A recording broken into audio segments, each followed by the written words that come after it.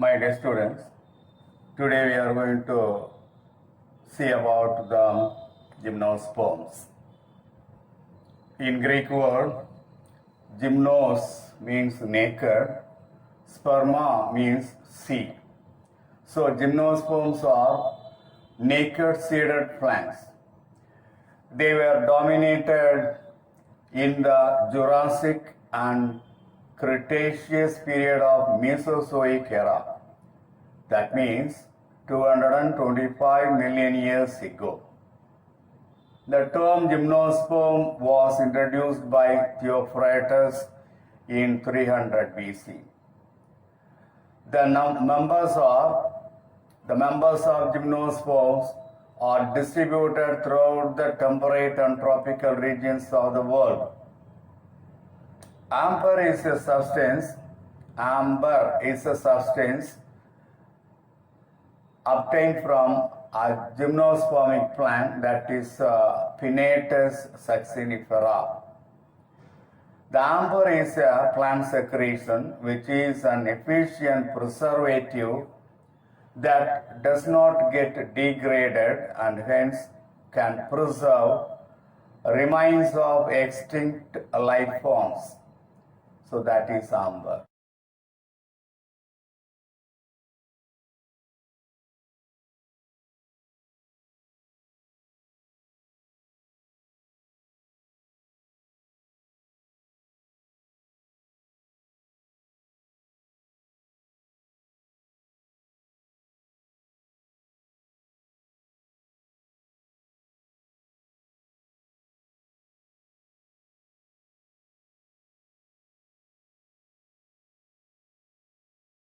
Amber is a very valuable substance. It's a very valuable preservative substance that can preserve any kinds of extinct life forms. Come to the external characteristic feature of gymnosperms. Most of the gymnosperms are evergreen, woody trees or shrubs. Some are lianas. Lianas means woody climbers. For example, Neetum. Neetum is a woody climber, technically called lianas.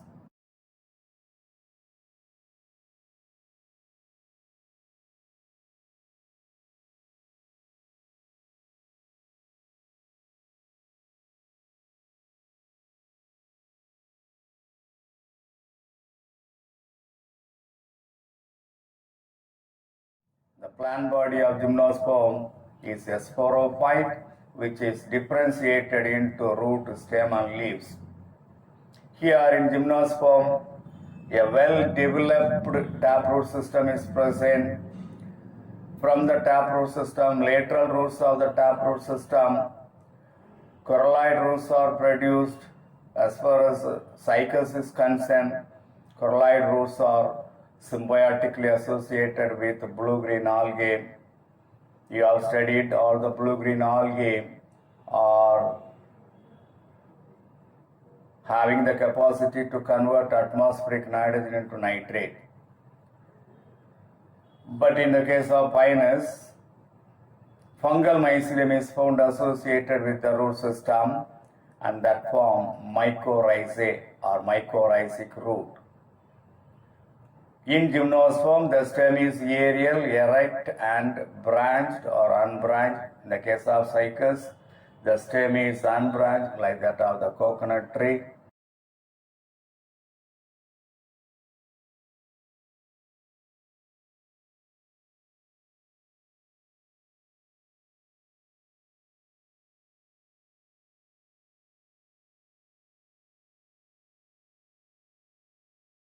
The stem contains leaf scars.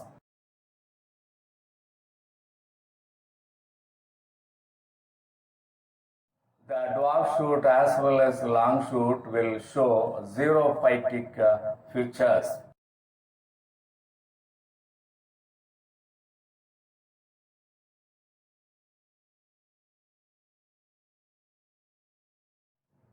Here the water conducting element is trachea.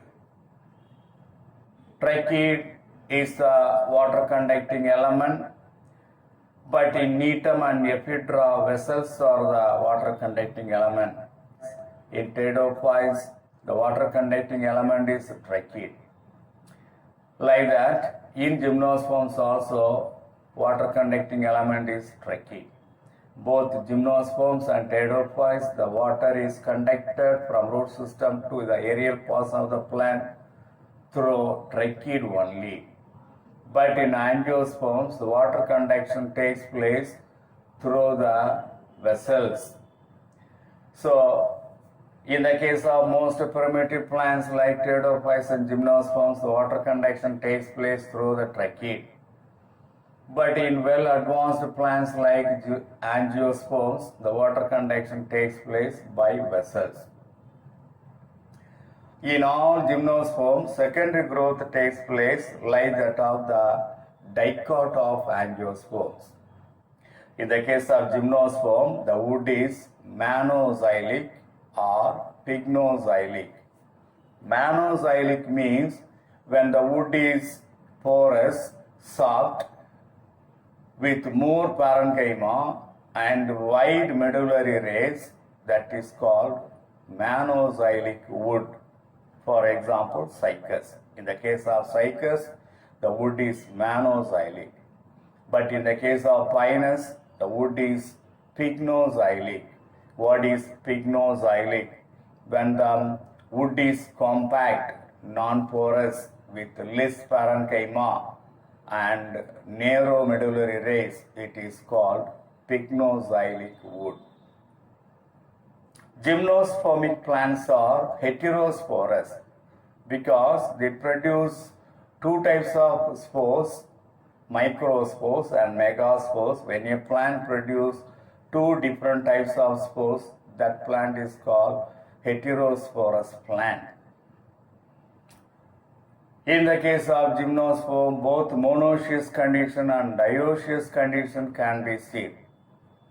Here, as far as Gymnosperms are concerned, well-developed flower production is completely absent. But the male and female cones are produced.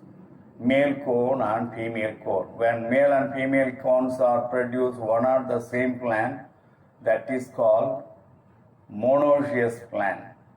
Generally, in well-advanced plants like Angiosperms, monoecious means when both male flowers and female flowers or bisexual flowers are produced one at the same plant, that plant is called monoecious plant. But in Gymnosperm, when male and female cones are produced one at the same plant, that is called monoecious plant. For example, pinus. In the case of cycas, the cycas plant is a dioecious plant because that produce male cone separately and female cone separately. Male cone is in the male cycas plant and female cone is produced in the female cycas plant. So, male cycas and female cycas separately we can see. When male cone separately and female cone separately are produced, such a plant is called dioecious plant. Normally in well-advanced plants like Angiosperm, when male flowers are produced in male plant and female flowers are produced in female plant, such a condition is called dioecious condition. But as far as Gymnosperm is concerned, male plant produces male cone and female plant produces female cone, as in the case of cycas. Microsporangia and megasporangia are produced in the male and female cone respectively. Microsporangia are produced in the microsporophyll and megasporangia are produced in the megasporophyll respectively. Male and female cones are produced either separately or at the same plant, as we have seen just now. Right, pollination is anemophilous. Wind pollination only taking place as far as Gymnosperms are concerned. Fertilization here it is siphonogamous. What is hyphonogamous? When the pollen tube is involved in the transfer of male gamete to the female gamete, it is called siphonogamous. When male gamete is transferred to the female sex organ in order to unite with the female gamete, that process is called siphonogamous. Polyembryony is seen very commonly. Presence of many embryo in one ovule, that is called polyembryony. Usually only one embryo will be produced after fertilization, but in the case of gymnosperms, many embryo will be produced, and that process is polyembryony. That is very common in gymnosperms. After fertilization, the naked ovule develops into seed. Here, ovules are naked. We have seen at the beginning of the chapter. So, they are naked seeded plants. Here, the naked ovule after fertilization, that is converted into seed. The endosperm is haploid and it develops before fertilization.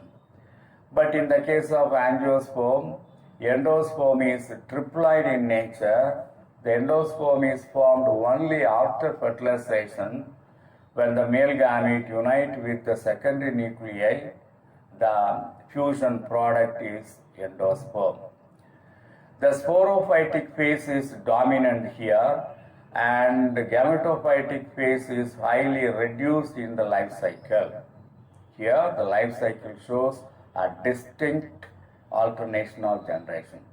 So, these are all considered as the general characteristic feature of gymnosperms. Come to classification. Classification of gymnosperms. Spohn in 1965 classified gymnosperms into 3 classes, 9 orders and 31 families. Classes: first one Psychodopsida, second one Coniferopsida, and third one Gnetopsida. So, very simple classification is given by Spohn in the year 1965. Now, you will see the comparison of gymnosperms with angiosperms. Both in gymnosperms and angiosperms, the plant body is differentiated into root, stem and leaf. Plant body is well developed in gymnosperms like that of angiosperms. Cambium present in all gymnosperms just like that of the cambium present in the dicot of the angiosperms. What is cambium? Cambium is a meristematic tissue present in between the vascular tissue like xylem and phloem. In each vascular bundle between xylem and phloem, there is a meristematic tissue present, that is called cambium. Flowers in Gnetum resembles very much like that of the male flowers of angiosperms. Here, zygote represents the first cell of the gametophytic phase, like that of angiosperms. Presence of integument in the ovule in both gymnosperms and angiosperm can be seen. Both gymnosperms and angiosperms, pollen tube helps in the transfer of male gamete, male nucleus towards the female sex organ in order to fuse with the female gamete in both gymnosperms and angiosperms. Presence of eustyl in both gymnosperms and angiosperms is a common characteristic feature. What is eustyl? When vascular bundles are arranged in the form of a regular ring just around the pith, that is called eustyl. In both the cases, both in angiosperms and gymnosperms, the eustyl condition can be seen. In both gymnosperms and angiosperms, seeds are produced. In the case of angiosperms, The seeds are within the fruit, so the angiosperms are closed seed-bearing plants. But here in gymnosperm, the seeds are naked since there is no ovary. Ovary is completely absent. That's why fruit formation is not taking place in gymnosperm. That's why the seeds are naked. So these are all the similarities between angiosperms and gymnosperms.